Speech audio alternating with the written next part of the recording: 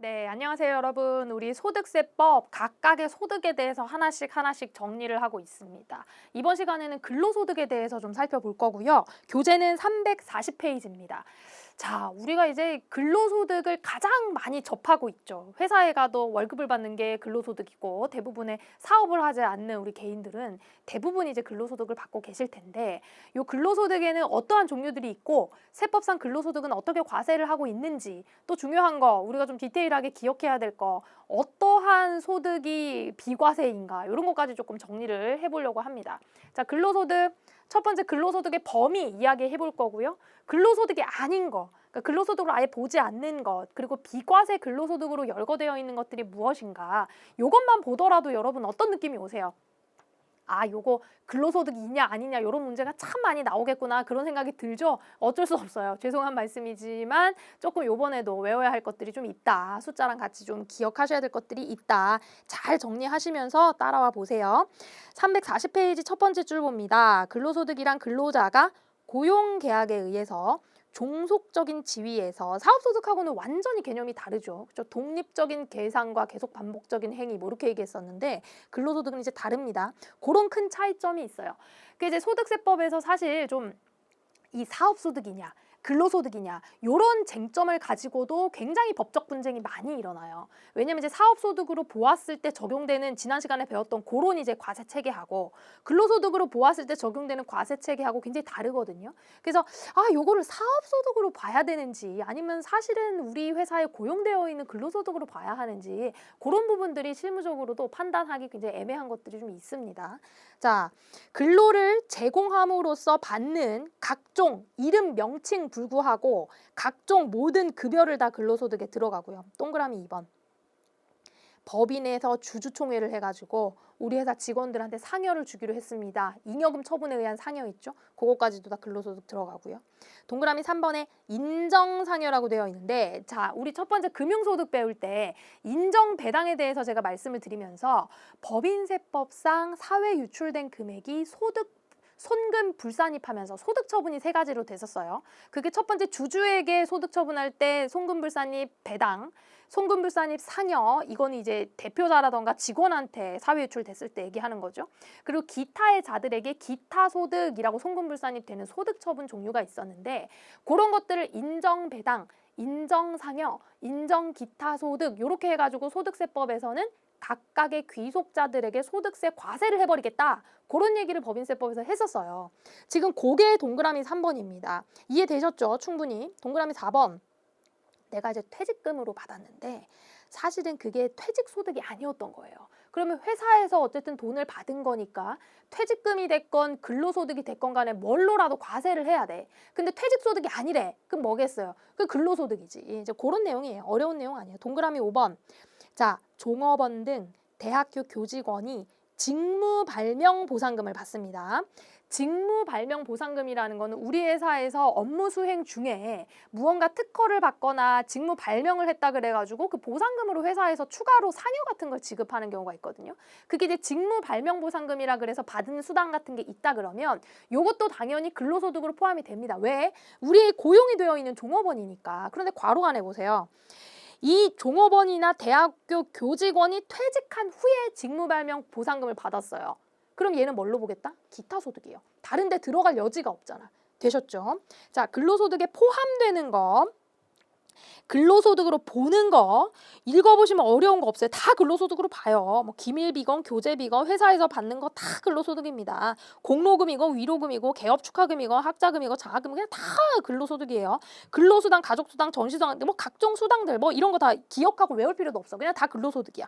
동그라미 4번에 뭐 이런 거 필요 없고 어쨌든 회사에서 돈 받았니 다 근로소득입니다. 동그라미 5번 볼까요? 자, 주택을 제공받음으로써 얻는 이익 이게 사택 제공 이익이에요. 사택 제공 이익 적어놓으시고 요거 줄 한번 건너시고 동그라미 6번에 종업원이 주택을 구입하거나 임차라는 게 전세자금이겠죠. 다시 종업원이 우리 회사 직원이 주택을 구입하거나 전세 자금을 하기 위해서 회사에서 대여를 받아갑니다. 그러니까 회사에서 빌려주는 거죠. 너 이제 종업원들이 집을 살 때 돈도 좀 보태주고 전세 자금 할 때 은행에서 전세 받으면 이율도 크고 하니까 그런 것들을 대여해주는 복리 서비스가 있다는 얘기죠. 회사에서.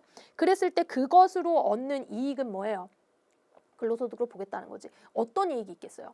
그러니까 이자를 은행에 내는 것보다 회사에서 돈 빌려면 덜 낸다? 그런 것들이 이익이 되겠죠. 그러니까 동그라미 5번하고 6번은 일단은 그런 것들까지도 근로소득에 포함되는구나 1차적으로 기억하시고요. 341페이지 봅니다. 동그라미 7번. 이건 이거예요.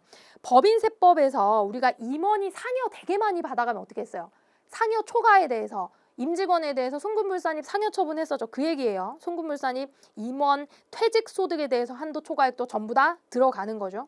퇴직금도 초과하거나 상여도 초과하거나 초과하는 거 전부 다 인정상여로 봐서 들어간다. 자, 동그라미 8번, 동그라미 9번 공무원들에 대한 것도 전부 다 급여에 들어간다. 자, 그 다음 줄 그세요. 근로소득으로 보지 아니한다 된 거야. 지금까지는 다 근로소득으로 본 거였고 지금부터 얘기할 거는 근로소득으로 안 본다고. 근로소득이 아니다. 동그라미 1번. 회사에서 내 직무 향상을 위해 가지고 뭐 해커스 강의를 끊어준 거예요. 우리 막 HEDR 강의 이런 거 있어요. 해커스 HRD 이런 데 강의를 끊어줘서 자격증을 따라고도 막 학비도 지원해주고 교육비도 지원을 해줘요. 그러면은 회사의 업무 향상을 위해서 지원받는 교육훈련비 같은 것들을 내가 회사가 지원받았다 그래서 내 급여에다가 넣으면은 이거 더럽고 치사해서 회사 못 다니겠죠. 이제 그런 것들은 근로소득으로 보지 않습니다. 동그라미 2번. 종업원이 출퇴근할 때 차량을 제공받는 것도 출퇴근용이니까 근로소득으로 보지 않고요. 동그라미 3번 보시면 자, 근로자 또는 근로자 자녀가 지급받는 장학금입니다. 그리고 무주택 근로자가 지급받는 주택보조금이에요. 이런 거는 근로소득으로 보지 아니한다 돼 있는데 잠깐만 비교해 볼게요. 340페이지 동그라미 2번 보세요. 종업원이 받는 학자금, 장학금, 종업원이라는 게 직원이에요. 그러니까 직원이 받는 학자금하고 장학금은 근로소득에 포함된다 그랬죠. 우리 직원의 자녀가 막 받는 거 싹 다 포함해서 근로소득이에요. 그러니까 월급이다 이거예요. 이런 거 받는 거. 그런데 동그라미 아까 동그라미 3번 보세요. 차이가 뭐예요? 여기에도 근로자의 자녀나 근로자가 지급받는 장학금이라고 되어 있거든요. 차이는 사내 근로복지 기금으로부터 받는 차이가 있어요. 그러니까 예를 들어 회사가 그냥 장학금을 줬다, 자녀에 대해 장학금을 줬다 이런 것들은 전부 다 근로소득으로 봐야 되는데 사내 근로복지 기금에서 장학금을 줬다, 학자금을 줬다, 그리고 또 무주택 근로자에게 주택보조금을 줬다 이런 것들은 근로소득으로 보지 않겠다는 거지. 별도의 기금이 마련된 것에서 받은 거니까. 아시겠죠? 자, 동그라미 4번에 경조금 이런 거 근로소득 보면 안 되지. 동그라미 5번에 퇴직급여로 지급되기 위해서 적립하는 게 뭐예요? 퇴직연금. 퇴직연금에 적립된 건 나중에 퇴직금 과세해야 되니까 근로소득하고 상관이 없는 거죠. 이렇게 하나하나 생각을 해보면 여러분들 구분을 또 잘 어떻게 이게 근로소득인가 아닌가에 대한 구분을 잘 하실 수가 있을 거예요. 막 이렇게 달달달달 외우진 않더라도 하나하나 생각을 좀 잘해보시면 좋을 것 같아요. 이제 비과세 볼 건데 여기 있는 내용들은 좀 디테일하게 기억을 잘 하셔야 된다 그랬어요. 근데 무작정 외우기는 우리가 마음이 힘드니까 이렇게 좀 카테고리를 나눠가지고 생각해보면 그래도 좀 낫습니다. 자, 첫 번째 실비 변상적인 성질의 급여라는 의미는 사실상 들어가는 돈이란 얘기지. 회사가 사업을 하기 위해서 사실상 들어가는 돈을 직원이 대신 쓸 수 있잖아요. 왜냐하면 급하게 회사에 청구하거나 뭐 못할 수 있으니까. 그렇게 이제 직원이 회사 업무를 위해서 이 정도는 썼겠구나 싶은 것들을 실비 변상적인 수당으로 받을 때 그때 비과세를 해주겠다는 건데 대표적인 게 동그라미 1번이에요. 괄호 안에 보세요. 종업원이 소유하거나 임차한 차량, 요게 이제 요번에 개정이 돼서 한 단어가 더 들어갔는데 임차한 차량까지 한 단어가 더 들어간 거예요. 원래는 이제 종업원 명의의 자동차에 대해서만 수당이 나갔었는데 올해부터는 렌트나 리스해한 종업원이 직접 렌트한 차량에 대해서도 사업주의 업무 수행에 이용하고 회사 일로 썼다는 얘기죠. 그에 대한 실제 비용을 지급받지 않는다는 얘기는 회사 법인카드로 주유 안 했다는 얘기예요. 회사 법인카드로 주유 안 하고 수리비 안 내고 통행료 안 내고 그랬는데 별도로 월 20만 원의 자가운전 보조금을 받았다. 그런 거 실비 변상적 급여로 본다.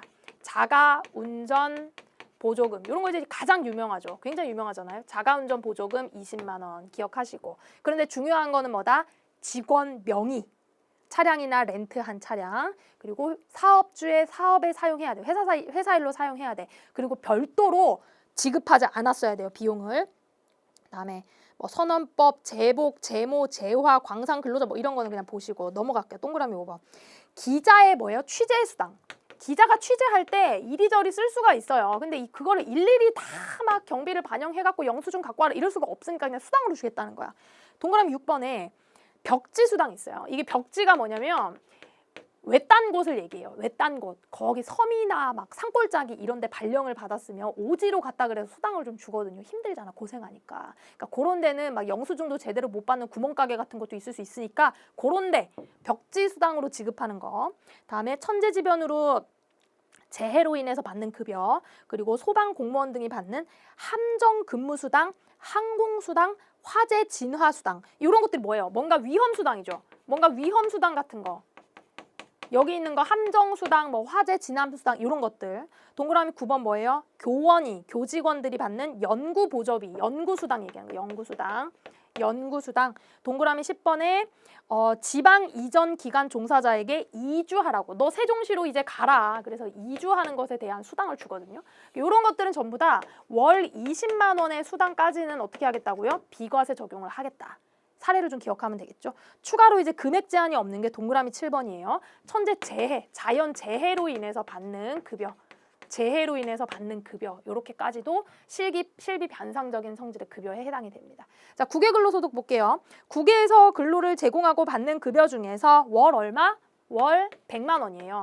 외국에서 일하면 힘들잖아, 여러분. 밥도 막 맛있는 거 못 먹고. 물론 이제 개인 취향에 따라 다르겠지만 고생하니까, 힘드니까. 그리고 외국에서 근로하는 것에 대해서 좀 비과세 혜택을 주는 게 있습니다. 월 100만 원까지. 그런데 특별히 막 더 힘들게 근무하시는 분들이 있어요. 외국에서 더 힘들게. 건설 근로자, 선원들 막 이런 사람들 있죠. 배 타고 다니시는 분들. 이런 분들은 월 300만 원까지 비과세를 더 많이 해줘요. 더 힘드니까. 자, 그렇게 보시고 동그라미 2번 한번 읽어보시고요. 그 칸 안에는 이런 경우가 있어요. 만약에 이제 국내 근로소득으로 받는다. 그러면 일반 근로자는 예납적 원천 징수를 해서 종합과세를 할 거고, 이따가 다시 한번 설명드립니다. 일용 근로자인 경우에, 아르바이트들 같이 일용 근로자인 경우에는 원천 징수가 완납적으로 분리과세로 종결이 됩니다. 그런데 이제 국외 근로소득, 외국에서 근로를 제공하고 급여를 받을 경우에는 원천 징수 우리가 못하죠. 외국에서 발생한 근로소득이잖아. 원천징수 못해요. 그래서 무조건 종합과세 들어는 가야 돼. 이거 금융소득 할 때 논리하고 똑같아요. 애시당초 원천징수로서 과세에 노출된 적이 한 번도 없어. 그러면 얘는 종합과세 들어가야 되고, 만약에 또 이제 국외 근로소득 하는 사람들끼리 자기들끼리 세금 좀 잘 내보겠다고 납세조합 이런 걸 막 만들어요. 거기서 징수를 원천징수를 할 수는 있습니다. 뭐 지엽적인 부분이니까 들어만 보시고. 생산직 근로자가 받는 연장시간 근로, 야간 근로, 휴일 근로 수당 이런 게 있습니다. 자, 생산직 근로자라는 게 대표적으로 공장에서 이제 일하시는 우리 생산직 근로자분들은, 여러분 이제 우리가 9시에 출근해서 6시에 퇴근하는 이런 직종만 있는 게 아니에요. 우리 공장은 어떻게 해야 돼요? 밤새도록 돌려야 돼. 밤새도록 돌아가면서 생산품을 만들어내야 된단 말이지, 제품을. 이랬을 때 사람은 잠도 자야 되잖아. 그래서 밤새도록 일을 못하니까 어떻게 해요? 2교대를 하거나 3교대를 하거나 이렇게 교대를 하죠. 근데 정상적인 근무 시간 외에 다른 시간에 일을 할 때는 여러분 요게 다른 정상적인 근무 시간보다 추가로 수당을 더 줘야 돼요. 추가로 수당을 더 줘야 돼. 그거를 우리가 연장, 야간, 휴일 근무 수당이라 그래요. 추가 근무 수당을 얘기합니다. 연장 근무하거나 야간 근무하거나 휴일 근무하거나 공장을 돌려야 돼서 어쩔 수가 없는 거예요. 그래서 추가 수당을 이렇게 받을 때 요 추가 수당에 연간 240만 원까지는 비과세를 해줘요. 연간 240만 원까지 비과세를 해줍니다. 요때 요건을 좀 기억하셔야 돼요. 요건을, 요런 것도 이제 말 문제로 숫자 바꿔갖고 막 나오기가 너무 쉬우니까 요건을 기억하셔야 돼요. 일단은 월 정액급여가, 월 정액급여, 이게 월급 개념은 아니고요. 월 정액급여가 210만 원인데 이게 월급 개념은 아니고, 우리 교재에선 정확하게 잘 나와 있지는 않지만 뭐 비정기 급여 같은 거를 뺀 고정적인 급여를 이야기합니다. 그러니까 요 정도만 기억하세요. 우리 재경에서는 월 정액급여가 210만 원 이하여야 하고요. 또 전년도 총급여액이, 전년도 직전년도 총급여액이 연봉 생각하면 되겠죠? 얼마여야 돼요? 3천만 원 이하여야 돼. 그러니까 연봉이 3천만 원 이하인 생산직 근로자여야 합니다. 또 생산직에 종사해야 돼. 아무나 다 해주는 거 아니야, 이거. 생산직 종사자일 때 어떻게 한다고요? 연간 240만 원만큼 추가 수당을 받았다 그러면은 얘는 비과세 처리를 해주겠다. 그런 내용입니다. 자, 아래쪽에 있는 거는 누가 생산직 근로자인가 쭉 나와 있으니까 가볍게 읽어보시고 343페이지에 표 보면은 자, 비과세 대상 초과 근로수당이라는 거는 연장 근로, 야간 근로, 휴일 근로 뭐 이런 걸 얘기하는데 심화학습에 있는 부분은 사실상 이거 노동법상 얘기예요. 근로기준법에 있는 내용이기 때문에 우리가 굳이 자세히 알 필요는 없고 관심 있는 분들만 읽어보세요. 어려운 거 아니었다. 내려갑니다. 비과세되는 식대. 자, 자가운전 보조금만큼 유명한 거죠. 비과세 식대는 월 얼마다? 월 10만 원입니다. 월 10만 원까지 비과세다. 근데 생각해보면은 아니 한 달에 10만 원 갖고 밥을 먹지도 못해. 요새 한 끼에 10,000원 이상은 들여야 밥을 먹을 수 있는데 그렇죠? 그래서 요건 이제 현실적이지는 않지만 이렇게 생각하셔야 돼요. 우리 회사에서 직원들한테 밥은 못 주니까 제공해주지를 못하니까 우리가 막 식당이 있는 것도 아니고 그러니까 아이고 그래도 밥 먹는 건 우리 회사가 좀 보조를 해줄게 하고 수당을 주고 싶단 말이에요. 그래갖고 수당을 그래도 월 10만 원 갖고는 밥 못 먹을 것 같아. 그래서 우리는 그래도 한 20만 원 주자 직원들한테 수당으로. 그렇게 줄 수 있다 없다? 줄 수 있어요. 이게 10만 원까지만 줘라 이런 제재 규정이 아니에요, 여러분. 우리 회사에서 월 20만 원을 수당으로 식대 수당으로 줬다 그러면 그중에서 10만 원은 비과세고 그중에서 10만 원은 과세로 보겠다는 의미예요. 자가운전 보조수당 마찬가지입니다. 요것도 이제 20만 원이라 그랬죠, 얘가 아까. 얘도 너 자동차 요새 기름값이 얼마인 줄 아니 진짜? 너무 비싸. 그래서 너 20만 원 갖고 안 되니까 우리 회사는 25만 원 주겠어. 그럼 20만 원까지는 비과세고 5만 원 넘는 거에 대해서는 과세하겠다. 그런 개념으로 보셔야 돼요. 되셨죠? 그리고 또 중요한 거. 식사를 제공하면 안 돼, 회사에서. 식사를 제공하지 않아야지 식대 주는 게 의미가 있지. 회사에서 밥은 밥대로 다 주고 너 식대까지 주고 이런 거는 비과세 해주면 돼요, 안 돼요? 안 되지. 자, 교재 봅니다. 표 안에. 만약에 회사에서요, 식사를 제공받아요. 그러면 그 식사값에 대해서 전액 비과세란 얘기예요. 이것도 오해하시더라고. 식사를 제공받으면 10만 원 전액 비과세 이렇게 이상하게 오해하시면 안 돼요. 그 식사값, 식사를 제공받을 때 그 식사값. 예를 들면 우리 회사는 매 끼니당 막 한 10,000원짜리 밥을 계속 사줘. 그래갖고 한 달에 막 나한테 실제로 밥을 사준 게 뭐 한 30만 원 돼요. 그럴 때는 그냥 실제 밥을 사줬으니까 다 그걸 추가로 청구해서 막 과세로 근로소득으로 보고 이러지 않겠다는 얘기야. 아시겠죠? 그렇죠. 근데 밥도 주고 수당도 주고 이럴 때도 비과세 아니란 얘기지. 오해하시면 안 돼요. 아래쪽에 만약에 식사를 아무것도 안 주면 10만 원까지 비과세다. 자, 기타 비과세도 하나씩 볼게요. 유가족이 받는 연금, 위자료 이런 거 소득세 매기면 안 되겠죠. 넘어갑니다. 사망 일시급, 실업급여, 육아휴직급여, 육아기 근로시간 단축급여, 출산 전후급여, 출산휴가급여 이런 거 근로소득 매기면 되게 슬프죠. 그리고 뭐 퇴직자, 사망자, 유족 이런 것들 다 아닐 거고 동그라미 5번 봅니다. 자, 근로자 본인의 학자금 있어요. 요게 우리 자녀는 아니고 본인 학자금 얘기하는 거거든요. 근데 아까 앞에서 살짝 봤던 거 학자금이라던가 장학금 지급하는 거는 근로소득 맞았죠. 그런데 근로복지기금에서 지급하는 거 근로소득으로 보지 않는다 그랬어요. 그런데 우리 회사에서 지급을 하는데 본인한테 학자금으로 지급을 하는데 요 케이스인 경우에는 비과세로 보겠다 이거예요. 자, 요 케이스가 뭐냐? 첫 번째, 업무랑 관련이 돼야 돼. 너 우리 회사의 회계 담당 직원인데 갑자기 저 대학원 코딩하는 대학원을 가야 될 것 같아요. 이러고 대학원 학비를 코딩하는 학비 받아가고 이러면 돼요, 안 돼요? 이게 말이 안 돼. 그러니까 내 업무하고 관련이 돼야 돼. 아시겠죠? 또 두 번째, 회사의 기준이 있어야 돼요. 회사가 막 나를 위해서만 주고 막 이런 거면 안 돼. 우리 회사의 전체적으로 기준이 지급 기준이 있어야 됩니다. 그래서 동일하게 적용을 받아야 돼요. 그래서 막 우리 회사의 대표이사와 관련된 특수한 누구누구만 주고 막 이러면 안 된다는 얘기예요. 공평하게. 그리고 디귿, 훈련 기간이 예를 들어서 6월 이상이다 그러면 요거 이상에서는 근무를 해야 돼. 내가 대학원을 2년 동안 회사에서 보내줘서 다녔어요. 그럼 그 2년 이상은 어떻게 해야 된다는 얘기예요? 근무를 해야 된다는 얘기예요. 먹튀하지 말란 얘기예요. 그랬을 때 너가 받은 이 학자금을 비과세로 봐주겠다라는 개념이에요. 구분하시고. 동그라미 6번. 자, 사용자가 부담하는 보험료입니다. 요거 제가 한번 설명드렸습니다. 우리가 급여를 받으면 소득세도 띄고 지방소득세도 띄고 4대 보험도 띈다 그랬는데 이 4대 보험은 사업 주간에는 4대 보험도 있고 내 월급에서 떼는 4대 보험도 있다 그랬어요. 내 월급에서 떼는 4대 보험은 내 월급에 애시당초 차감돼서 나한테 들어오질 않아. 근데 사업주가 나를 위해서 내는 이 4대 보험은 나를 위해서 낸다 그래서 근로소득으로 합산하면 돼요, 안 돼요? 안 되지. 그래서 요런 거 비과세다 이겁니다. 아시겠죠? 보험료 자체가 비과세다 그런 개념이 아니라 우리 회사가 나를 위해서 내는 4대 보험, 그거 비과세다는 얘기예요. 자, 동그라미 7번. 6세 이하 보육수당. 자, 보육수당 나왔죠? 보육수당. 요거 이제 나이 좀 기억하세요. 6세입니다. 10만 원. 요거까지 비과세로 봐주겠다. 6세 이하 보육수당. 그리고 동그라미 8번 대학생 근로장학금. 동그라미 9번 보세요. 직무발명보상금 나왔습니다. 직무발명보상금 아까 근로소득 맨 첫 번째 페이지에서 우리 회사에 고용된 직원이나 대학교 교직원이 직무발명보상금을 받으면 근로소득으로 본다 그랬죠. 본다 그랬죠. 그런데 얼마까지는? 500만 원. 연간 500만 원까지는 비과세입니다. 연간 500만 원까지는 비과세예요. 같이 구분하시고. 동그라미 10번 복리후생적 성실의 급여입니다. 자, 요거 표로 정리합니다. 아까 주택과 관련된 이익 두 가지가 있었는데 회사가 제공하는 사택, 요거는 회사 소유 주택이에요. 그래서 우리 회사가 가지고 있는 집이 있는데 여기에 너 들어와서 살아라 그러는 거야. 여기에 너 들어와 살아라. 그러면 나한테 주거비가 안 나가니까 이득. 그렇죠? 그랬을 때 그걸 근로소득으로 볼 거냐 말 거냐의 문제인데 누구한테 이걸 제공하느냐에 따라 다르거든요. 예를 들면 이제 출자 임원은 우리 회사 주인이나 다름없잖아요. 대표이사 뭐 이런 사람들, 주준대 출자 임원 이런 사람들은 우리 회사 주인이죠. 이런 사람들한테 공짜로 지급하는 거 이런 거는 근로소득으로 봐야 돼요.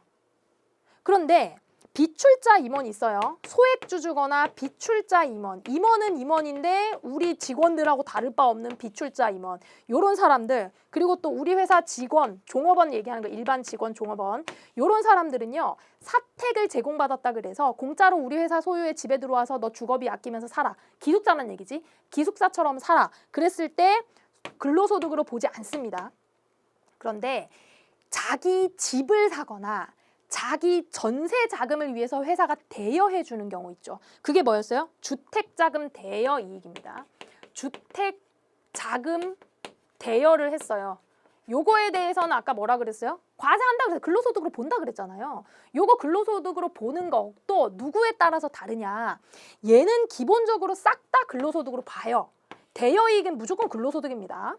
돈을 빌려주는 거잖아요. 회사가 직원한테 돈을 빌려주잖아. 그러니까 전부 다 근로소득으로 봐야 돼요. 대여 이익에 대해서. 그런데 여기서 한 가지 주의하셔야 되는 게 직원들 중에서 중소기업에 다니는 직원들이 있거든요. 아유, 중소기업 직원들한테 주택자금 대여해 주는 것까지는 근로소득으로 보지 말자. 그래서 중소 직원들은 제외되는 규정이 있어요. 여기에서 요거까지 기억합니다. 표 안에 보세요. 자, 표 안에 보시면은 그렇게 정리가 됐고요. 위에 읽어보시면 제가 설명드린 내용이 있으니까 한번 읽어보세요. 소액주수는 참고로 1% 그 이하의 주주를 이야기합니다. 자, 됐고 디귿번에 디귿번에도 좀 읽어보시면 되고 디귿번에도 요거를 좀 정리해야 되겠네. 예를 들어서 회사에서 단체 보장성 보험을 가입했어요. 단체 보장성 보험을 회사에서 가입했으면 요것도 연간 70만 원까지 직원을 위해서 가입한 연간 70만 원까지의 요 정도 보장보험은 전부 다 뭐 이제 비과세로 봐주겠다. 그렇게 숫자 나온 거 좀 보시고요. 그리고 리을번에 보면은 공무원이 공무 수행하고 관련해 갖고 막 상금이나 부상 같은 거를 받았대. 그랬을 때 연간 240까지. 저 공무원도 상금 같은 거를 받았대. 그러면은 240만 원까지. 요렇게 이제 비과세로 본다 돼 있고. 자, 동그라미 10번 볼까요? 이게 이제 벤처기업인데 우리 벤처기업들이 전부 다 이제 스타트업으로 이렇게 시작을 합니다. 스타트업으로 이렇게 시작을 해가지고 처음에 이제 법인이니까 주식을 처음에 창업 멤버들이 뭐 10,000원짜리 액면가액 10,000원짜리로 해서 법인을 설립해가지고 우리 스타트업 시작을 했단 말이지. 근데 직원들을 막 고용해가지고 우리가 빨리빨리 이렇게 성장을 해야 되는데 당장 현금이나 수익이 발생하는 게 아니니까. 왜냐면 기술을 개발해야 되니까. 서비스 개발하고. 그러니까 우리 직원들을 고용할 때 미안하다. 내가 지금 당장 너에게 월급을 많이 줄 수는 없다. 대신에 우리가 이제 빵빵 뜰 거거든? 그때 네가 우리 회사 주식을 살 수 있는 주식 매수 선택권을 부여하겠다. 이게 스톡옵션이에요, 여러분. 많이 들어보셨겠지만 이게 스톡옵션입니다. 이런 것들을 부여하는 거예요. 벤처기업이. 자, 그러면 이제 벤처기업이 막 기술이 막 투자를 받아. 막 이렇게 투자 시리즈 1, 2 막 이렇게 해갖고 A, B 이렇게 해서 투자를 막 받아요. 막 몇백억씩 받아. 그럼 우리가 주식이 막 이게 잘 되면 여기서 상장도 하고 IPO도 하고 요게 이제 우리 벤처기업 하는 분들의 이제 최종적인 꿈일 텐데 요렇게 처음에 주식이 10,000원짜리던 게 요렇게 투자를 받음으로 인해서 주식이 10만 원이 된 거예요. 주당. 그러면 우리 직원이 내가 가지고 있던 주식 매수 선택권을 행사하겠습니다. 이러면은 10,000원짜리를 10만 원짜리를 10,000원에 살 수 있는 거야. 10만 원짜리를 10,000원에 살 수 있으면 나는 9만 원의 이익이 발생한 거죠. 요게 사실은 어떤 소득이에요? 무슨 소득이에요? 주식 뭐 매매 차익 이런 게 아니잖아요. 요게 사실은 우리 직원에게 부여한 주식 매수 선택권에 대한 이익이기 때문에 근로소득으로 보는 겁니다. 다시 얘기하면 네가 원래는 9만 원을 월급으로 내가 줬어야 되는데 월급을 줄 돈이 아직 없으니까 나중에 주식으로 바꿔 먹어라. 주식으로 바꿔 먹어라. 그래서 거기서 발생한 차익에 대해서는 근로소득으로 과세하게 되는 겁니다. 논리가 이상하지 않죠? 완전 이해되죠? 자, 그랬을 때 요거를 싹 다 과세를 하면 우리 벤처기업 힘듭니다. 인재를 데려다가 쓸 수가 없어요. 그래서 여기서 발생한 소득을 얼마까지? 연간 5천만 원까지. 요것도 올해 개정이 있었던 거예요. 작년까지는 3천만 원이었는데 올해 이제 5천만 원으로 넣어준 거예요. 왜 워낙에 막 주식가도 막 많이 뻥튀기가 되고 스톡옵션 지급하는 회사가 너무 많아진 거야 지금. 그래서 요것도 조금 이제 직원들한테 혜택으로 요렇게 개정 사항이 좀 있었다. 동그라미 11번 그렇게 읽어보시면은 뭐 설명드린 거 어렵지 않으실 것 같습니다. 됐죠? 그래서 벤처기업 5천만 원까지 기타 비과세로 같이 기억하세요. 제가 요렇게 이제 카테고리를 나눠가지고 정리해드렸는데 요거는 어쩔 수 없어요, 여러분. 반복적으로 보면서 외우셔야 돼요. 근데 이제 계속 제 설명을 듣다 보니까 대충 외워진 것 같죠? 그쵸? 대충 외워진 것 같으면 이제 문제 풀고 예제 풀면서 정확하게 더 정리를 하셔야 됩니다. 이거 지우기가 아깝지만 어쩔 수가 없어요. 연습 문제로 가야 돼가지고 아이고 지우기가 아깝네. 자, 연습 문제 볼게요. 자, 연습 문제 345페이지 요런 식으로 나온다 이게 연습 문제가. 요런 식으로. 자, 과세 대상 근로소득 주식회사 3일의 근로자인 김수정 씨의 급여 내역이 다음과 같습니다. 요때 과세 대상 근로소득을 계산해 보세요. 김수정이 세법에서 정한 공제를 받는다고 가정하자 뭐 어쩌고 이렇게 돼 있네요. 자, 볼게요. 과세 대상 근로소득을 계산하시오. 어떻게 보자. 우리 어떤 급여가 어떻게 지급되는지 남의 이제 급여되는 거 보는 거 재밌으니까 볼게요. 일단 월급 200만 원 받았네. 자, 월급 200만 원이니까 12달 곱해야지. 맞죠? 2,400. 이제 동그라미 좀 뗍니다. 자, 상여. 월급여액의 400%란 얘기는 여기에 4배란 얘기야. 맞죠? 그럼 얼마죠? 여기 200의 4배니까 248, 800만 원이네. 동그라미를 다 떼야지. 그리고 연월차 수당을 얼마 줬어요? 자, 연월차 수당 받은 게 뭐 지금 비과세 해당 항목 있어요? 없어. 200만 원 그대로 들어와야죠. 자, 가족수당에서 뭐 비과세 해당하는 거 있어요? 없지. 자, 식사대가 효도비가 나갔는데 맞나? 효도비가 50만 원 나갔는데 우리 회사에서 우리 직원이 효도를 했는데 효도를 했다고 효도비로 50만 원을 지급했는데 그거에 대해서 비과세 규정이 있었어요? 그런 거 없습니다. 이런 거 전부 다 과세예요. 그냥 들어가셔야 돼요. 이렇게. 다음에 식사대 볼까요? 자, 식사나 음식물을 제공하지 않았어요. 제공 안 받았어. 그리고 월 10만 원을 받았어. 얘 뭐예요? 비과세죠. 자, 자가운전 보조금 받았는데 월 얼마 받았어요? 25만 원 받았죠. 그럼 얘는 20만 원을 초과한 5만 원에 대해서 12달 60만 원에 대해서는 과세소득으로 보셔야 되는 거예요. 됐죠? 자, 3일에서 상여로 처분된 금 이거 손금 불산입 상여했다는 얘기죠. 손금 불산입 상여 인정상여잖아요. 100만 원 들어가야지. 됐나요? 요렇게 해가지고 근로소득 계산을 해보면 자, 2,400에 800에 2에 1에 50에 60에 100 이렇게 하면 3,710만 원 나옵니다. 자, 3,710만 원 요렇게 해서 나는 과세되는 근로소득금이 계산이 되는 거예요. 총급여액이 계산이 되는 거예요. 총급여. 됐습니다. 넘어가 볼게요. 346페이지 근로소득의 구분부터 근로소득의 과세 방법에 대해서 이야기를 좀 해볼게요. 자, 근로소득의 구분은 사실 뭐 여기 있는 앞에서 설명드렸던 내용이니까 특별하게 이렇게 구분된다라는 게 뭐 중요하다기보다도 읽어보시고 아시면 돼요.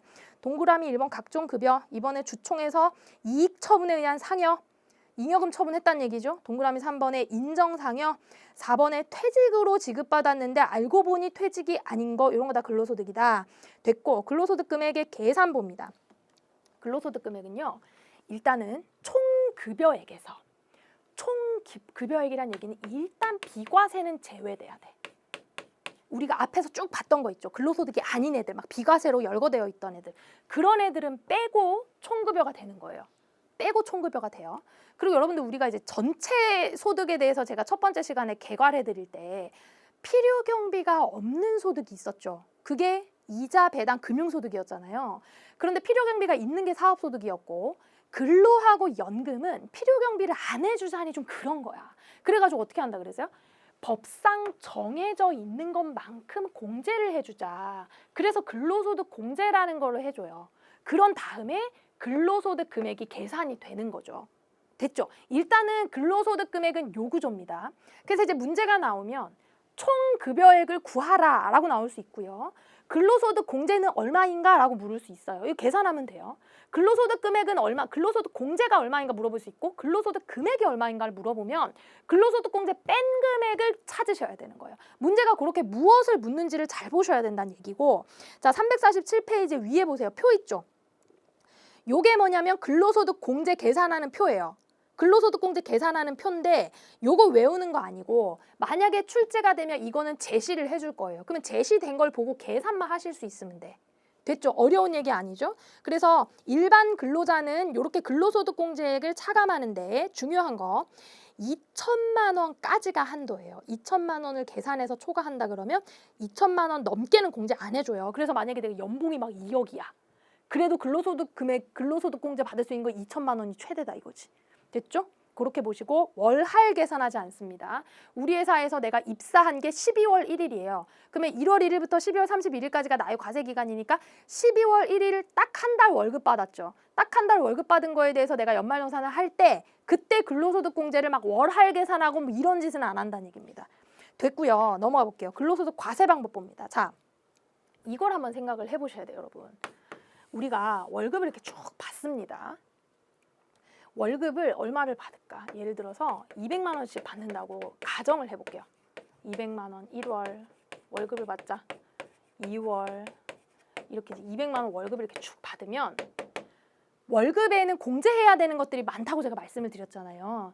그중에 이제 4대 보험에 대해서는 저번에 이제 얘기를 했고 오늘 이제 소득세 공제에 대해서 이야기를 할 건데 월급을 주는 회사는 내 월급에서 일정 금액만큼 소득세를 원천징수하고 남은 돈만 내 통장에 입금시켜줘요. 이해되셨죠? 원천징수를 예를 들어 월급 200만 원에 10만 원을 뗐다고 가정을 해봅시다. 놀라지 마세요. 10만 원 안 떼요. 10만 원 안 떼. 200만 원 받아 10만 원 안 떼는데 가정을 하는 거야. 계산 쉽게. 자, 소득세로 10만 원씩 원천징수를 계속 했다고 가정해볼게요. 그럼 도대체 이 10만 원은 뭐 보고 떼는 거냐? 우리가 금융소득 할 때는 원천징수 세율이 14%. 비영업대금 이익은 25% 이런 거 공부했었죠. 그런데 근로소득은요 세율이 있는 게 아니에요. 원천징수 세율이 있는 게 아니라 여기 있는 이제 간이세액표라는 표가 있어요. 국세청에서 해마다 이 숫자를 바꿔가지고 고시를 합니다. 그러면 저기 적혀 있는 표를 보고서 아 월급 200만 원에 부양가족 1명은 10만 원을 떼는구나. 아 월급 500만 원에 부양가족 5명은 얼마를 떼는구나 하고 이렇게 만들어서 엄청 큰 표가 있어요. 막 10만 원 단위로 있어요. 210, 220, 230 쭉 가갖고 뭐 월급 1000만 원, 1110만 원, 1100 이런 식으로 쭉 세세하게 적혀 있는 월급 단위별로 부양가족 명수별로 해가지고 떼는 소득세가 그냥 정해져 있는 표예요. 아시겠죠? 그렇게 해서 원천징수를 해요. 간이세액표에 의해서 원천징수를 하고 났더니 여러분들 생각을 해보면 사실 내가 1년 동안 내 월급이 얼마가 될지 예상이 되세요? 저 연봉계약 해가지고 고정되어 있는데요. 아 물론 그럴 수 있지만 보다 보면은 내가 예상하지 못하게 회사에서 막 성과급으로 상여를 막 지급할 수도 있고 그죠? 성과금 같은 거는 정해진 게 아니니까 그러면 하다 보면 내가 초과근무를 해가지고 초과근무 수당 같은 것들이 막 더 늘어날 수도 있단 말이에요. 그래서 매월 받는 급여도 사실은 200, 200 이런 식이 아닐 거란 말이야. 회사에서 지급할 때는. 급여 정산을 할 때, 그렇죠? 그래서 최종적으로 12월까지 다 지나고 나야지만 나의 진짜 총 급여가 결정이 될 거예요. 총 급여가 2,400만 원이라고 일단 지금 제가 예를 그냥 들은 거예요. 2,400만 원 결정이 될 거란 말이에요. 그리고 소득세는 미리 납부한 세금이죠. 내가 미리 납부한 세금이 이때 가서야 기납부 원천징수 세액으로 120만 원이 있는 걸 알게 될 겁니다. 맞죠? 그러면 사실은 나는 내 총급여 2,400에 대한 세금을 120만 원 미리 내놓은 거예요. 근데 사실 이게 진짜 나의 세금인지는 따져볼 일이에요. 따져볼 일이야. 왜냐면 나는 각종 막 소득공제라던가 세액공제 그리고 부양가족 같은 것들을 반영해가지고 세금을 깎을 수 있는 여러 가지 항목들이 있단 말이에요. 그러니까 그런 것들을 정확하게 적용해가지고 진짜 세금을 구해야 돼요. 그걸 언제 하냐면 다음 해 2월에 하는 겁니다. 다음 해 2월에 나의 진짜 세금을 구하는 정산 작업을 거치는데 그게 이름이 뭐다? 여러분들이 많이 들어본 연말 정산입니다. 자, 연말 정산의 비밀이 여기서 풀리는 거예요. 자, 그럼 예를 한번 들어볼게요. 예를 들어가지고 만약에 내가 진짜 세금을 구했더니 나의 진짜 세금, 그게 이제 결정세액이라 그럽니다. 나의 진짜 세금 결정세액이 만약에 공제할 게 너무 많아가지고 50만 원밖에 안 나온 거예요. 그러면 미리 내가 냈던 세금인 120만 원인데 실제 진짜 된 게 50만 원이다. 그럼 어떻게 돼? 70만 원을 어떻게 한다? 환급해야 돼요. 환급. 요렇게 70만 원이 환급되는 게 바로 우리가 막 얘기하는 13월의 월급이니 뭐니 이렇게 얘기를 하는 연말정산 환급액입니다. 정산에. 그런데 요렇게 해피한 일만 있는 게 아니에요. 예를 들어서 결정세액이 얼마를 그럴까? 막 150만 원 나온 거야. 나는 막 혼자 살고 뭐 돈 쓴 것도 없고 막 그래가지고. 근데 물론 이제 여러분 연봉 2,400만 원이라고 세금이 이렇게 나오진 않아요. 아시겠죠? 오해하지 말고 예입니다. 예. 그랬을 때 150만 원이 떴으면 차이가 얼마? 요만큼 차이가 30만 원이죠. 그럼 요건 어떻게 돼? 30만 원을 전문용어로 이제 토해낸다 그래야지. 추징당해요. 추징, 추가 납부를 해야 되는 겁니다. 추가 납부. 이런 것들이 바로 연말정산을 통해서 일어나는 정산이고 요때 우리가 요렇게 원천징수하는 소득세를 예납적 원천징수라고 하죠. 왜 예납적 원천징수예요? 미리 납부하는 성격이란 얘기야. 미리 납부하는 성격이고 진짜는 나중에 정산한다. 이런 개념입니다. 아시겠죠? 그래서 일반 근로자들은 미리 납부하는 예납적 원천징수에 따라서 원천징수를 하고 다음해 2월 소득을 지급할 때 연말정산을 통해서 정산하는 과정을 거칩니다. 자, 우리가 회사를 들어가 보면 어차피 내가 입사한 동기들끼리 막 이런 얘기를 하잖아요. 니나 나나 월급이 비슷할 것 같은데 어떤 친구는 막 50만, 70만 원 환급을 받고 어떤 친구는 30만 원 토해내요. 이랬을 때 여러분들이 억울해할 일은 아니죠. 왜냐하면 각자의 사정이 달라서 그렇습니다. 자, 우리가 소득세법의 특징 배울 때 앞 단계에서 어떤 내용 막 이야기를 했었죠? 인적 사항을 반영하는 인세라는 이야기를 했었잖아요. 개인의 인적 사항들을 흥부가 자녀가 많으면 그런 것들 고려를 해준다. 그런 특징들에 대해서 이야기를 한 거 여러분 한번 떠올려 보시기 바랍니다. 그런데 우리 회사 부장님이 연말정산을 한 400만 원을 환급받았다는 거예요. 그래서 대박, 어떻게 400만 원을 받나요 부장님? 카드를 많이 썼나요? 자녀를 많이 낳았나요? 이렇게 해가지고 우리 지금 2,400만 원 사원이 열심히 막 연말정산 공제를 모은다 그래도 평생 400만 원 환급을 받을 수 있어요? 없어요? 없어요. 어떠한 수단과 방법을 가리지 않아도 400만 원을 받을 수는 없어요. 그거는 왜 그럴까요? 기납부가 120만 원이라 그래. 그러니까 나는 최선을 다해서 환급을 받을 수 있는 금액이 얼마일까요? 120만 원입니다. 왜냐하면 국가에서 여러분 내가 안 낸 세금보다 더 많이 주진 않아요. 그렇게 공짜로 막 주진 않는단 말이야. 아시겠죠? 그럼 이렇게 생각해야지. 아, 부장님은 미리 띈 세금이 400만 원보다 훨씬 많겠구나. 이렇게 생각을 하셔야지. 여러분들도 만약에 기납부세액이 만약에 많다 그러면 환급 금액은 당연히 커질 여지가 생기는 거다. 그런 식으로 연말정산 한번 생각을 해보시면 좋겠습니다. 자, 됐죠? 개념 잡는데 어려운 얘기 하나도 없었고 지금 제가 348페이지에 있는 거를 설명드렸고 고상한 언어로 한번 읽어볼까요? 고상하게 정리된 글로 348페이지 매월 지급하는 급여에 대한 원천징수 간이세액표에 의해서 원천징수한다 줄 거놓으시고 자 연말정산이란 천천히 읽어볼게요.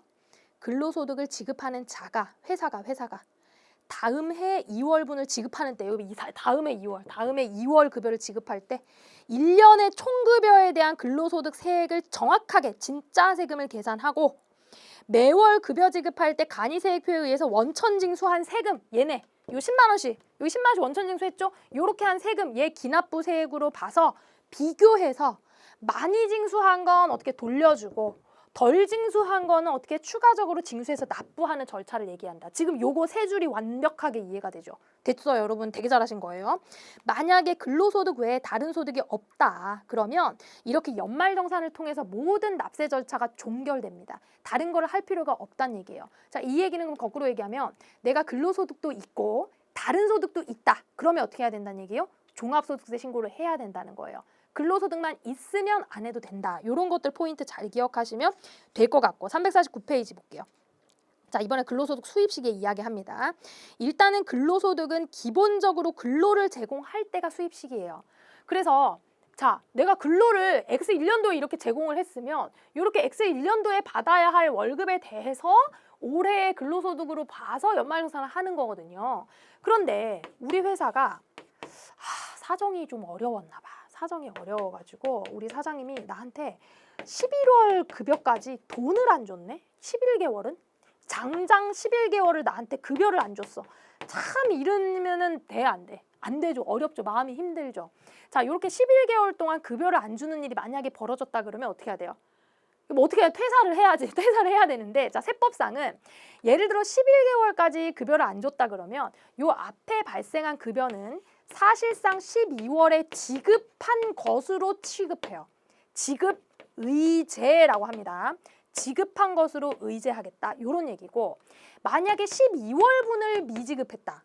12월분을 미지급했다. 그러면 다음 해 2월에 지급한 것으로 지급의제하는 거예요. 지급의제. 이건 왜 그럴까? 왜냐하면은 근로를 제공한 시기에 귀속시켜야 되기 때문에 연말정산을 2월까지는 해야 돼서 그래요. 전년도 일한 것에 대해서. 돈을 실제 줬건 안 줬건 간에. 아시겠죠? 이게 바로 이제 지급시기 의제에 대한 내용이고요. 동그라미 2번 볼게요. 잉여금 처분에 의한 상여 있어요. 이게 뭐죠? 주주총회를 통해서 잉여금 처분으로 상여 줍시다. 그렇게 한 거야. 그래서 근로소득 수입 시기가 언제요? 잉여금 처분 결의일인 거고.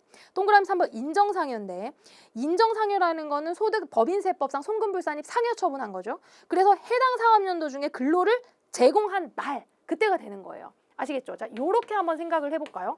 X1년, X2년 나는 이때 근로를 했어. 그런데 X1년에 대한 법인세 신고는 언제 해요? X2년 3월 31일까지 하죠. 다시 얘기해서 3월 31일에 법인세 신고하면서 세무조정 손금, 불산입, 상여를 한다는 얘기야. 그러면 X2년 3월 달에 송금, 불산입, 상여 처분을 했지만 언제의 근로소득이라고요?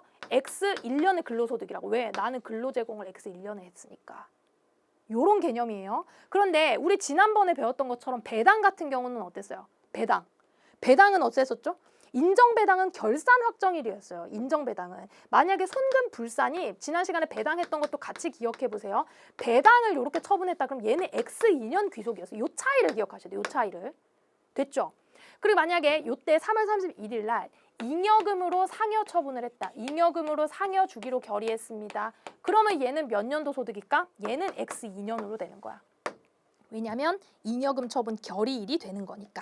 그거까지 정리하시면 여러분 근로소득에서 아주 중요한 거 정리가 됐고 350페이지 한번 넘어와 보세요. 근로소득 지급시기 의제 있죠? 방금 제가 여기서 말씀드린 거 돈 안 받은 거 이거 얘기한 거예요. 1월에서 11월까지 못 받았다. 그러면 12월 31일에 지급한 걸로 취급하고 12월 거는 2월 말까지 지급한 걸로 취급한다. 지급시기 의제 얘기고요. 가운데 있는 심화학습 방금 요걸로 설명드린 거니까 한번 읽어보세요. 제가 나중에 한번 더 정리해서 넘어올 겁니다. 됐어요. 이렇게 해서 근로소득 과세 방법까지 봤고 자 여기에서 연습 문제 예제로 온 거 요거 한번 풀어볼게요. 자 여기 예제가 몇 번에 있냐면 어디 있죠? 347페이지입니다. 347페이지에 있는 제가 넘어간 예제 한번 풀어볼게요. 자 X1년도에 월급여 200만 원, 상여 월급여 400%, 자녀 학자금 80만 원을 지급받았을 때 뭐를 구하라 그랬어요 지금? 근로소득 금액은 구하라 그랬죠. 자, 뭐를 구하는지 잘 보라 그랬어요. 근로소득 금액은. 그 뭐를 구하라는 얘기냐면 총 급여를 구하라는 것도 아니고 근로소득 공제를 구하라는 것도 아니고 차감한 근로소득 금액을 구하라는 거예요. 요거를 자, 계산해 봅니다. 일단은 총급여부터 볼까요? 월급여가 200만 원이니까 200만 원 곱하기 12달 상여는 200만 원 곱하기 400%니까 4, 800, 2,400 됐죠? 자녀 학자금 80만 원, 그러면 더하기 80만 원. 총급여는 얼마예요? 2,400에 800에 80만 원 하면 3,280만 원 나옵니다. 3,280만 원은 일단은 총급여 계산해 놓고, 자, 근로소득 공제는 세법상 정해진 산식대로 계산하는 거예요. 위에 있는 표 보세요. 표에서 3,200만 원이 속하는, 3,280만 원이 속하는 구간이 어디예요? 1,500에서 4,500 사이죠. 보이시죠, 여러분? 1,500 초과 4,500 이하에 보면 750만 원 더하기 근로소득 공제 구하는 거예요. 750만 원 더하기 3,280만 원에서 1,500을 초과하는 금액. 다시 얘기해 3,580만 원에서 1,500만 원을 빼세요. 그럼 2,080만 원이 뜨잖아요. 거기에서 15%를 얘기하는 거예요. 그러면 312만 원이 나와요. 됐나? 요거를 빼란 얘기예요. 요거를 두 개 더하면 750만 원 더하면 3,280만 원에 빼기 1,500만 원 곱하기 0.2로 하면 267만 원이 나오네. 자, 요거 제가 계산을 잠깐 실수했습니다. 267만 원이 나오고 267만 원이 나오고 여기에서 750만 원을 더하면 1,017만 원이 아유, 1,017만 원.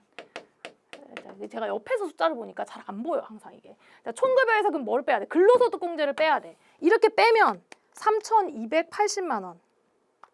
3,280만 원. 이렇게 빼면 어떻게 나와요? 22630이 나와요. 요게 뭐다? 우리가 계산하려는 근로소득 금액이다. 그렇게 보셔야죠. 그러니까 제가 지금 이제 말씀드리는 거는 이겁니다. 3,280만 원에 빼기 1,017만 원. 맞죠? 22630. 제가 말씀드린 건 이거예요. 우리가 문제에서 총급여를 구하라고 했는지, 근로소득 공제를 구하라고 했는지, 근로소득 금액을 구하라고 했는지에 따라서 여러분들이 판단을 잘 하셔야 된다. 이제 그 얘기를 말씀드린 거고, 자, 두 번째 예제 볼게요. 자, 뒤에 넘어가면 일용 근로소득자에 대한 부담할 세액을 계산하여라. 자, 이런 문제가 나오는데 제가 지금 일용 근로자에 대해서는 요 문제로 그냥 정리를 한 번에 다 해드리려고 해요. 자, 일용 근로소득자에 대한 소득세는 어떻게 계산을 하냐면 교재 348페이지에 의용 근로자 나와 있죠. 일용 근로자의 특징은 일단은 원천 징수함으로써 모든 납세 의무가 종결돼요. 그게 뭐죠? 분리과세. 일용 근로자에 대한 근로소득은 분리과세에 해당합니다. 어떻게 계산하느냐? 일단은 일용 근로자란 얘기는 하루 일당을 받는 사람이란 얘기예요. 하루 일당을 받는 일급여에게 항상 일용 근로자는요. 항상 하루에 15만 원은 무조건 공제해줘요. 하루에 15만 원은 그냥 무조건 공제예요. 그러면 일당이 15만 원이 안 된다 그러면 지금 세금 같은 거 생각할 이유가 없죠. 맞죠? 그래서 15만 원까지 일단은 공제를 해주고 요렇게 하고 나면 이제 과세표준이라고 하고 일용 근로자의 과세표준에 적용하는 세율은요. 묻지도 따지지도 않고 그냥 6%예요. 단일 세율 그냥 6%입니다. 그럼 이제 산출세액이 나오죠. 자, 산출세액이 나오면 그냥 얘를 원천징수하는 것이 아니라 여기에서 또 55% 세액 공제를 해줘요. 많이 깎아주죠. 자, 절반은 일단 깎아줘. 절반 넘게. 55% 세액 공제를 해주고 나면은 요게 이제 세액이 나오는데 요 세액을 어떻게 하라고요? 원천징수하라는 거예요. 왜냐면 분리과세로 종결시킬 거니까. 자, 계산 한번 해봅시다. 일용 근로자인 김수정 씨는요. 일당 얼마를 받았다? 58만 원을 받았다. 야, 하루에 58만 원 받는 일이 도대체 뭔가 이거. 이거 뭔지를 알아내야 돼. 지금 계산이 문제가 아니라. 일당 58만 원을 받았어요. 마이너스 15만 원은 기본적으로 차감하라 그랬죠.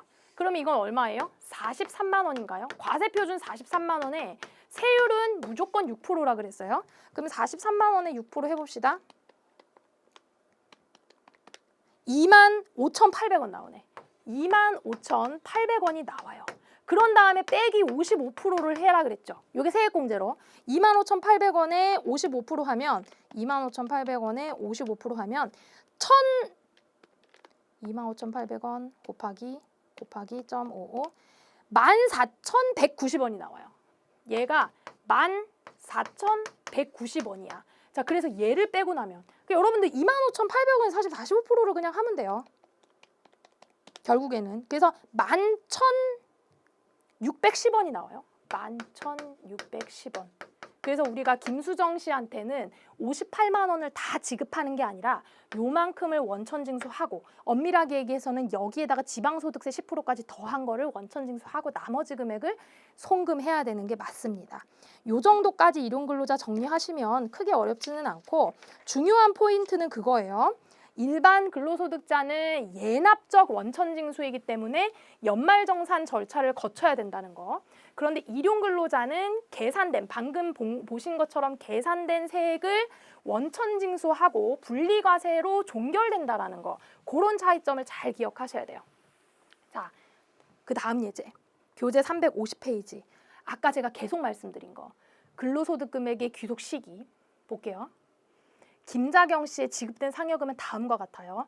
첫 번째 상여금은 주주총회에 의해서 잉여금 처분 결의에 따라 얘는 잉여금 처분 결의에 따라서 상여가 지급된 거니까 잉여금으로 처분 상여가 지급된 거니까 잉여금 처분 결의일이 귀속 시기가 될 거예요. 그래서 보시면 X0년도에 X1년 2월에 처분이 되어서 120을 받았다. 요 얘기는 처분 결의일을 기준으로 보니까 몇 년도 소득이에요? X1년 소득이야. 자, 두 번째, X1년도에 대한 잉여금 처분 결의일은 X2년도겠죠. 그래서 얘가 160을 받았다. 얘는 몇 년도 소득이에요? X2년도 소득이 되는 거예요. 그런데 김자경 씨에게 처분된 것으로 인정된 입금 산입액은 뭐예요? 입금, 손금, 불산입, 상여 처분됐다는 얘기죠. 법인세 세무조정할 때 손금, 불산입, 상여가 처분됐다는 얘기는 얘는 언제 귀속 시기로 봐야 돼요? 근로 제공일을 귀속 시기로 봐야 돼. 근로 제공일을. 볼까요?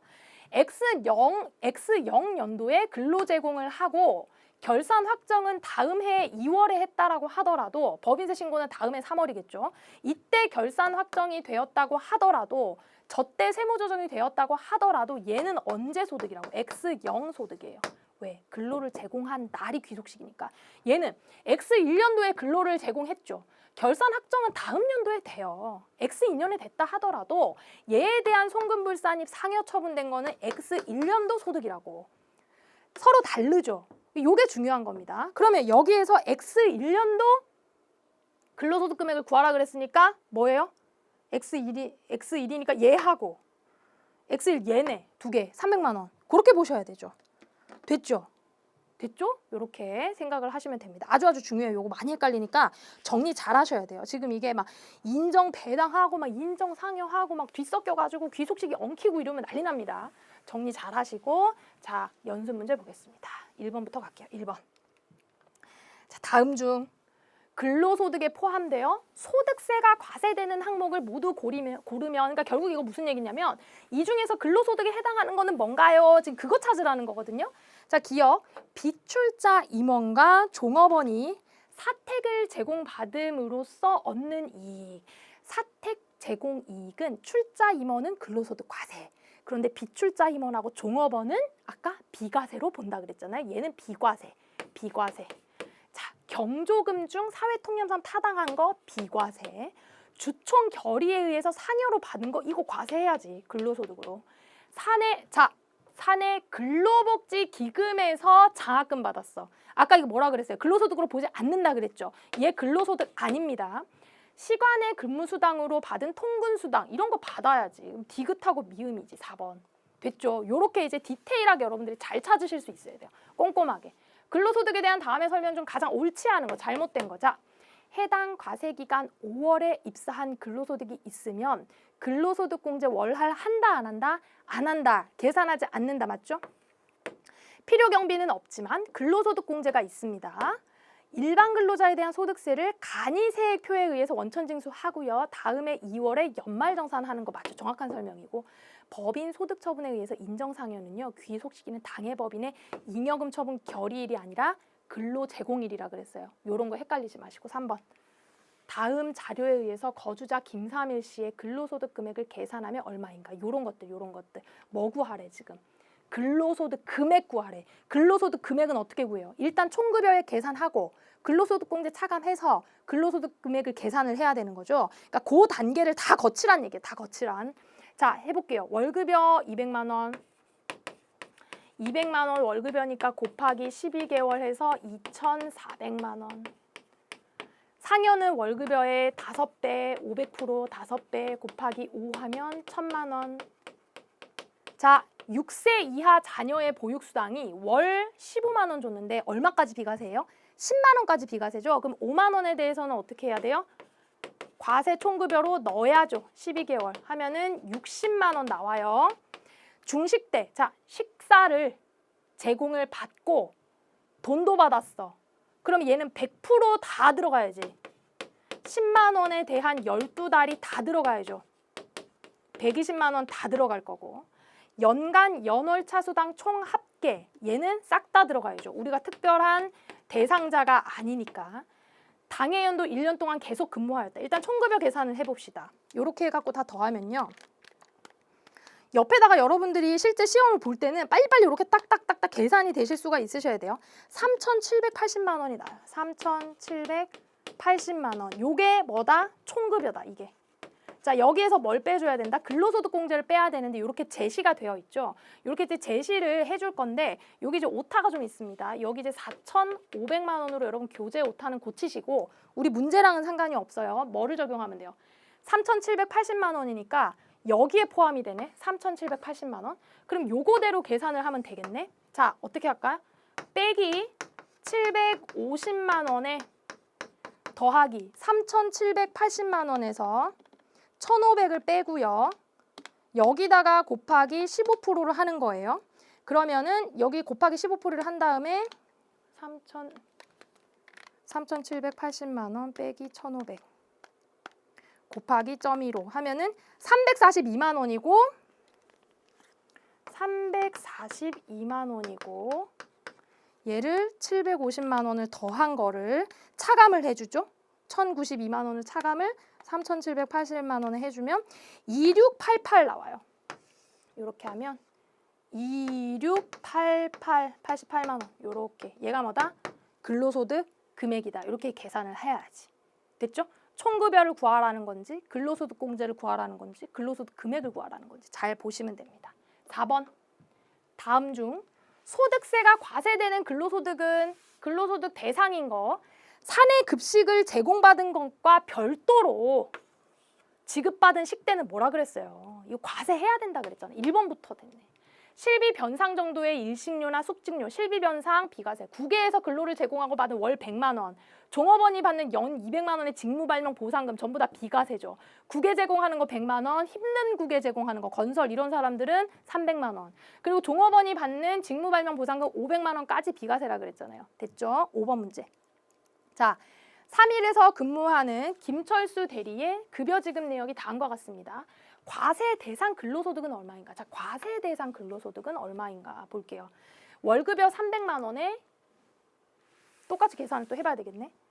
자녀 보육수당하고 중식대는 제외됐대요. 자, 월급여 300만 원에 12달이니까 3,600만 원, 상여 400만 원, 더하기 400만 원, 6세 이하 자녀 보육수당 월 10만 원이니까 비과세 제외할 거고 별도의 식사를 제공받고 있지 않고 10만 원 들어갔으니까 어떻게 하면 돼요? 비과세.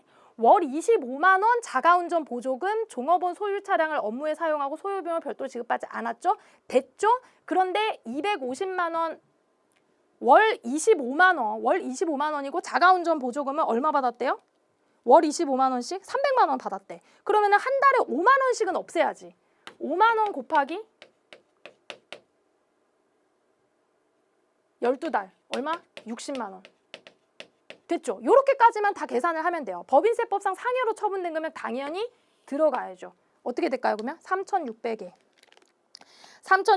400에 60만 원에 100만 원 이렇게 하면 4,160만 원 나옵니다. 60만 원. 자, 요렇게 여러분들이 비과세 잘 걸러내서 숫자 계산하시면 되고요. 6번 문제. 2022년도에 급여액이 다음과 같은 경우에 회사에서 영업과장으로 근무하고 있는 김자경 씨의 비과세 근로소득. 이번에는 비과세 근로소득의 합계액을 구하라고 했어요. 일단 급여는 비과세 아니죠? 자, 식대 식사 제공 없고 월 13만 원이래요. 그러면 이 중에서 비과세는 얼마일까? 10만 원에 해당하는 120만 원만큼이 비과세겠죠. 이렇게 찾으세요. 연장 근무 수당에 대해서는 다 과세죠. 영업과장으로 근무하고 있기 때문에 뭐 생산지가 어쩌고 생각할 필요 없어요. 상여금 다 과세죠. 실비 변상 정도의 지급액, 요거 비과세 되겠네. 실비 변상 정도라고 했으니까요. 천재지변으로 인해서 지급받은 급여 마찬가지. 천재지변에 의한 거는 특별히 한도가 없었고 전부 다 비과세로 적용이 된다 그랬죠. 그래서 120만 원에 더하기 15만 원 더하기 55만 원 이렇게 하면 190만 원 나오나요? 그쵸? 190만 원 이렇게 나옵니다. 190만 원 이렇게. 그러니까 과세 소득을 구하라는지 비과세 소득을 구하라는지 근로소득 금액을 구하라는지 잘 보시면 돼요. 7번 문제. 다음 자료에 의하여 거주자 김수정 씨의 근로소득 금액을 구하면 얼마인가 이랬습니다. 이번에는 근로소득 금액이에요. 근로소득 공제까지 빼볼 겁니다. 자, 월급여 200만 원, 12달 하면 2,400만 원. 자, 여러분들이 뭐 자동으로 되죠?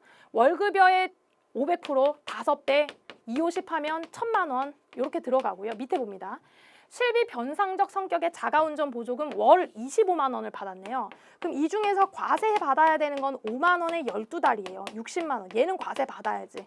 다음에 중식 때는 식사를 제공받지 않았고 월 10만 원. 얘는 비과세 들어갈 거고. 자, 연월차 수당 총 합계가 100만 원입니다. 얘도 그냥 별다른 이야기가 없기 때문에 100만 원 다 들어가야 되는 게 맞아요. 1년 동안 계속 근무하였다 그랬죠. 그럼 일단 총급여부터 볼까? 2,400에 1,000만 원에 160만 원 더해야죠. 더하기 하면은 3,560만 원 나와요. 총급여액이 3,560만 원이고, 자, 근로소득공제를 뺄 건데 얘도 주어져 있죠. 이 중에서 어디에 해당하는지를 우리가 살펴봐서 그것만큼 동일하게 공제를 해주면 돼요. 요거네, 그쵸? 3,560만 원이니까. 그럼 빼기 750만 원 동일하고요. 우리가 했던 거대로 계속 하는 겁니다, 지금. 3,560만 원에 빼기 1,500을 해서 여기에다가 15%를 곱하면 3,560만 원에 빼기 1,500 곱하기 15% 하면 309만 원 나오거든요. 9만 원. 자, 요렇게 해서 얘를 750하고 더해갖고 그럼 1,059만 원이 나와요. 그럼 3,560만 원을 빼면 얼마가 나올까? 2,501만 원. 요렇게 근로소득 금액이 나오는 겁니다. 자, 여러분 이번 시간에 근로소득 금액에 대해서 근로소득에 대해서 공부를 했는데 결국 포인트는 뭐냐면 제시된 것들 중에 근로소득인 거 아닌 거를 구분하실 수 있어야 됩니다. 거기 이제 숫자가 섞여가지고 정리해야 되는 거는 반드시 잘 정리를 하셔야 되고요. 두 번째는 근로소득 총급여액 그리고 또 근로소득 공제 차감을 하고 난 이후에 근로소득 금액까지 여러분들이 잘 파악을 하셔서 계산하실 수만 있으시면 돼요. 근로소득 공제는 계속 이제 출제가 되고 있으니까 정리를 잘 하셔야 됩니다. 고생 많으셨고요. 다음 시간에 이어서 다음 소득으로 만나 뵙겠습니다. 감사합니다.